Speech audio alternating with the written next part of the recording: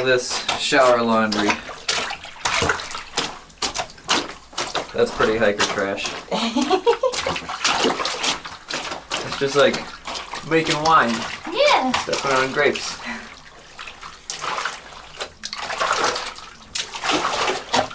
Pagosa Springs was pretty cool. It's definitely a tourist town. It's definitely popular, so there's a lot of people there. But there's this river that goes through it. And in that river, there's a whole bunch of hot springs.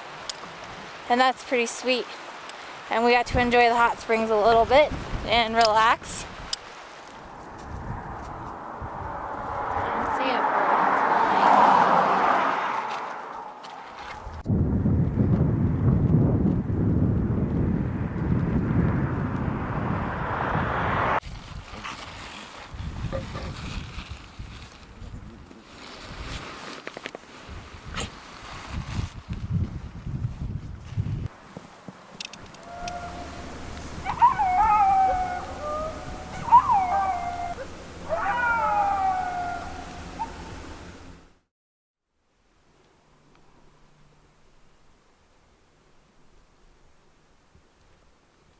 So our pace has been an issue between me and Amy since the beginning, really.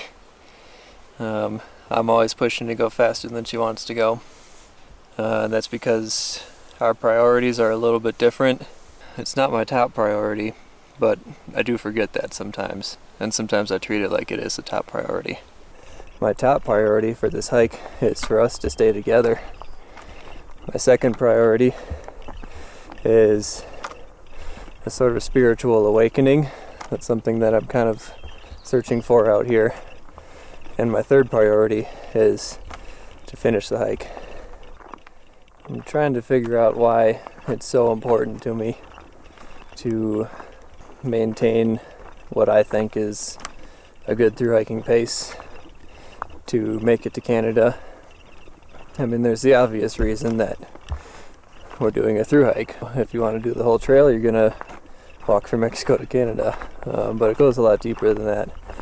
I'd be lying if I said I didn't care at all what other people think. That'll bother me a little bit, but it's really not the whole reason.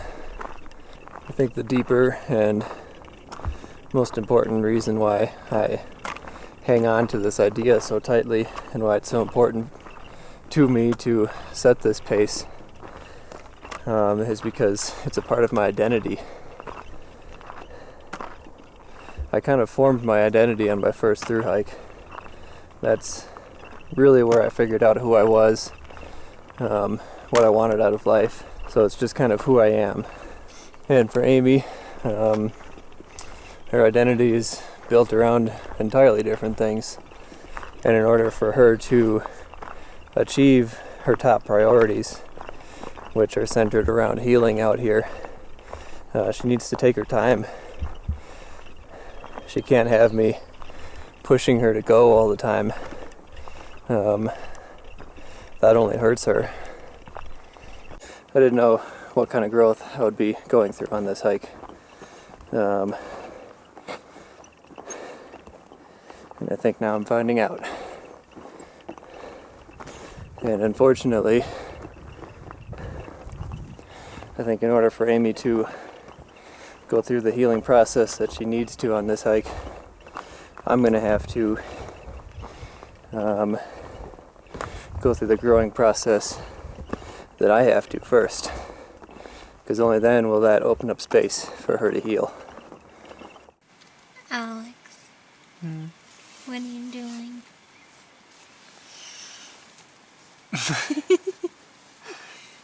I'm sewing up a very big hole that goes all the way down to here. Why? Because Echo tried to chase a deer this morning.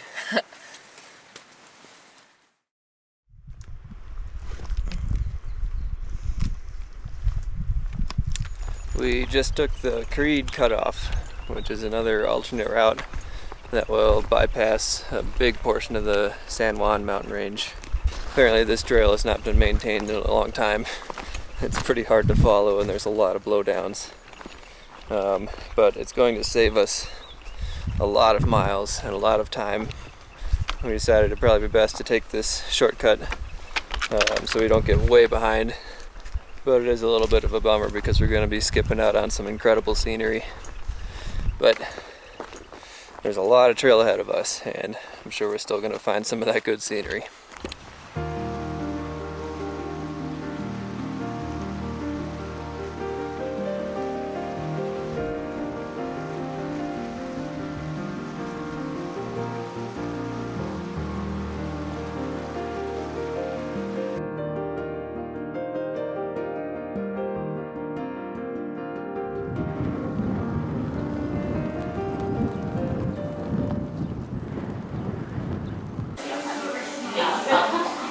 We just got into MJ's Cafe and they made Echo and Minnow sausage and bacon. Complimentary breakfast. Jobs. We're walking out of Creede this morning, and it's about a 10-mile road walk to re-intersect with the official CDT route. And it looks like it's a climb basically the entire way.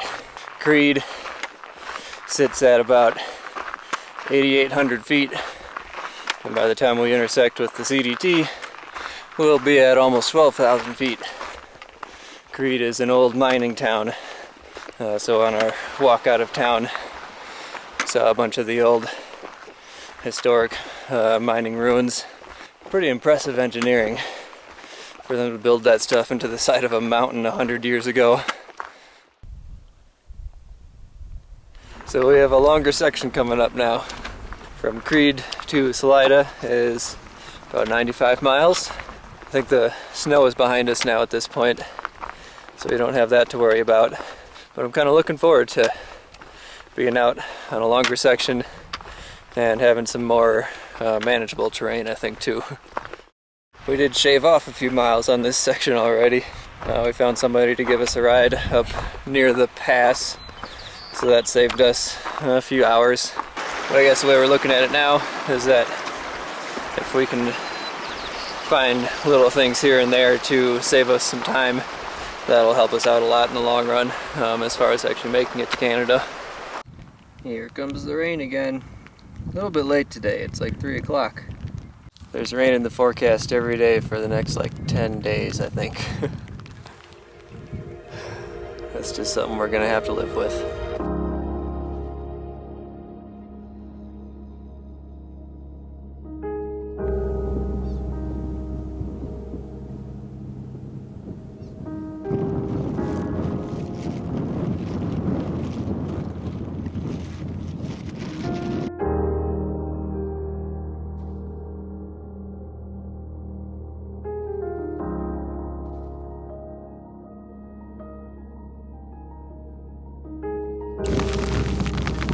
Here it comes. The hail is here.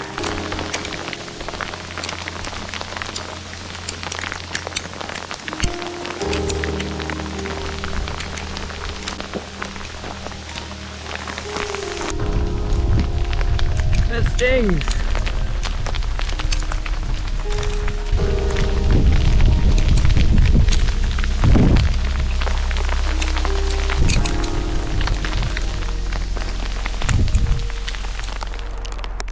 You would think that that is snow on the ground, but we just got hit with a huge hailstorm, and I assure you, my legs think it's hail too.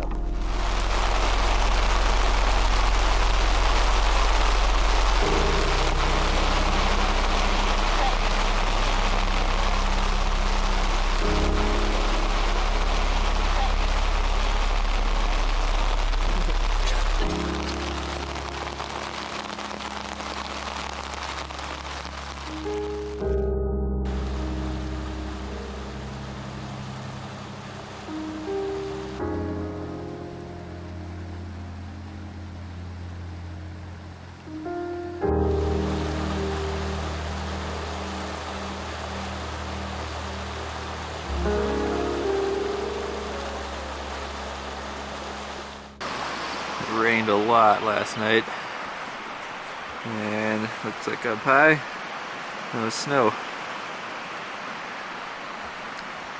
Or now that we have some experience, we know that that's probably hail. And a lot of it.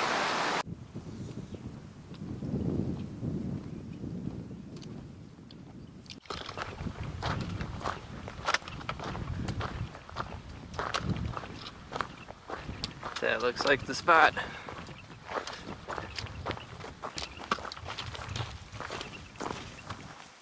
$1,000 miles. Minnie, 1,000 miles. Yeah. You did it. Does it smell like 1,000? Well, we haven't gone 1,000 miles, but this means that we're about 1/3 of the way done with the CDT. It's like on the one hand, we're only 1/3 of the way.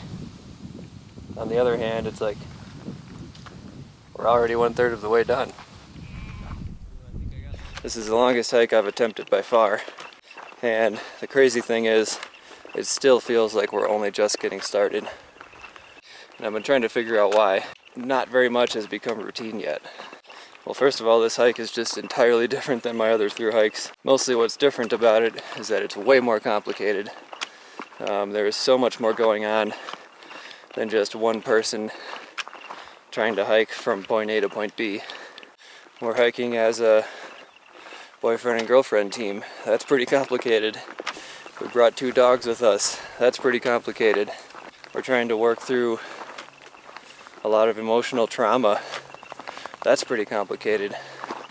I'm trying to recalibrate my perspectives and expectations to include somebody else after spending many years building a foundation around being solo. That's pretty complicated. Oh yeah, and we're filming this movie. That's pretty complicated. It adds a lot more weight onto our pecs, and it sucks up all of our time in town. We're dealing with a lot more than just walking out here, and I think maybe that's why it feels like we're still only getting started. I think it's a very good thing that we chose the CDT for this hike, because if we chose a shorter trail, it wouldn't be long enough. We need the 5 or 6 months that it's going to take to hike this trail to really work through all this stuff. But I think as long as we can always remember what's important in the bigger picture, we'll make it through, and we will be able to work through these things. It's going to take a lot of time.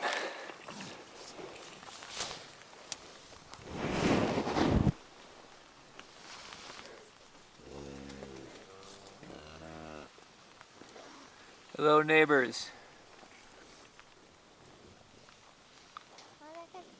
Amy can't get out of her side because the zipper is completely frozen shut.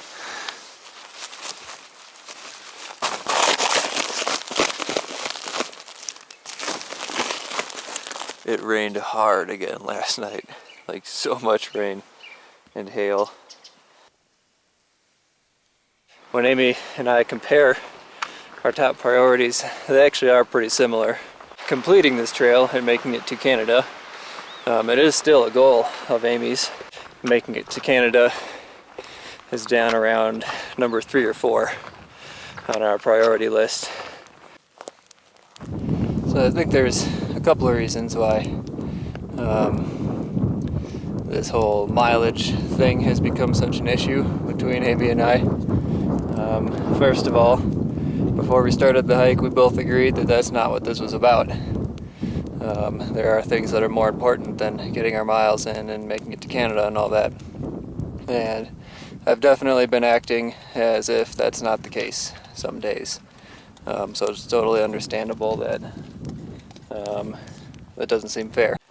I think another reason is that when I'm pushing so hard to get these miles in, it's because we're not going fast enough, and oftentimes that's because Amy's struggling with something. It's always something. It's either the altitude, or her feet are in bad shape, or some other nagging sort of injury or pain that's holding her back.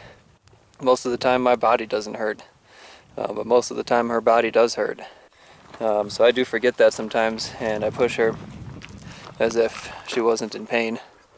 And I think part of the reason why that makes it so hard for her is because it makes her feel like she's not good enough, or that I'm treating her as if she can't do this or something. I think a lot of important people in her past have told her that she's not good enough, and they have kind of ruined that self-confidence. A lot of people that have been extremely unfair to her in her past, and I think she still carries a lot of that with her. So when I start acting that way, it's kind of bringing up old pains and traumas that she has been living with for a long time.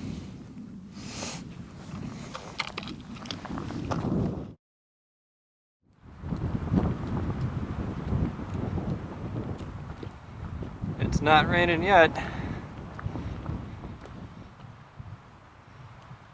We're trying to set up camp before that happens. And it's raining.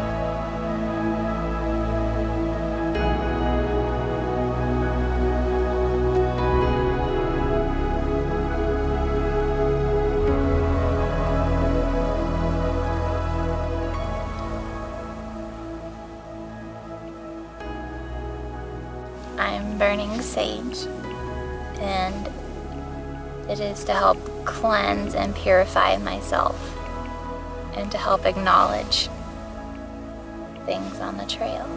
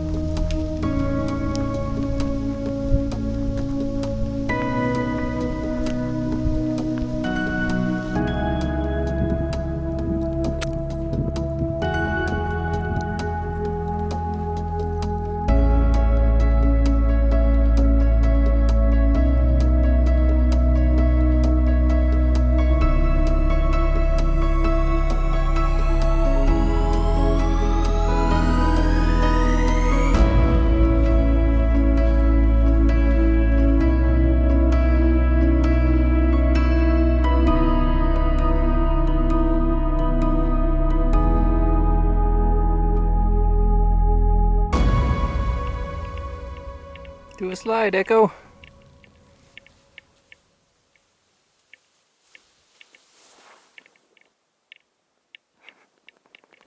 Good job. We are heading into Salida today. It's the end of our 95-ish mile section. And we're coming up on the 4th of July weekend. We're looking at motel prices in town, and the places that are available are like $400 a night.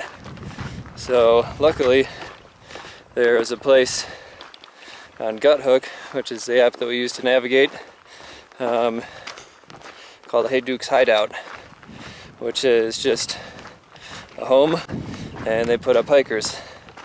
So we might have like another toaster house situation, which would be pretty sweet. Well, there's an orange one.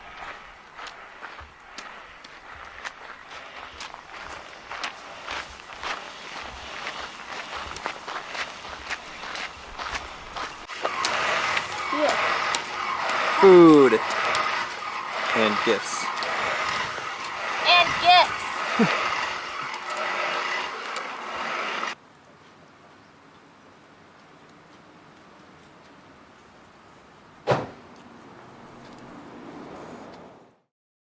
got off the trail yesterday. The people who picked us up took us to a different town, Buena Vista, where we stayed at their campsite. We soaked in the hot springs, and they took us to a concert, like an EDM style concert, which is not exactly my kind of music, but we thought we'd go anyway just for the experience. It's just one of those nights where it's like not what you're expecting to happen when you wake up in the morning. So it's a day later already, and they just dropped us off in Salida, and now we're at a place called Hey Duke's Hideout. So these are big time hikers themselves. They know exactly what hikers want, and they have converted their entire outbuilding into a hiker hangout basically. And right now we got the whole place to ourselves. So this is just like, it's almost too good to be true. It's just so perfect, and it's exactly what we need. And it's just unbelievable how generous some people are out here. So let's take a little tour.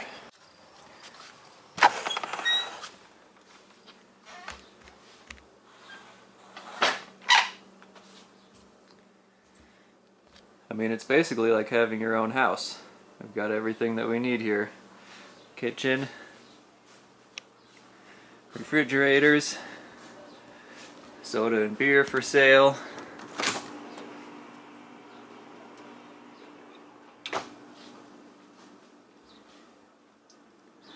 Free Wi-Fi. And over here in the hangout room,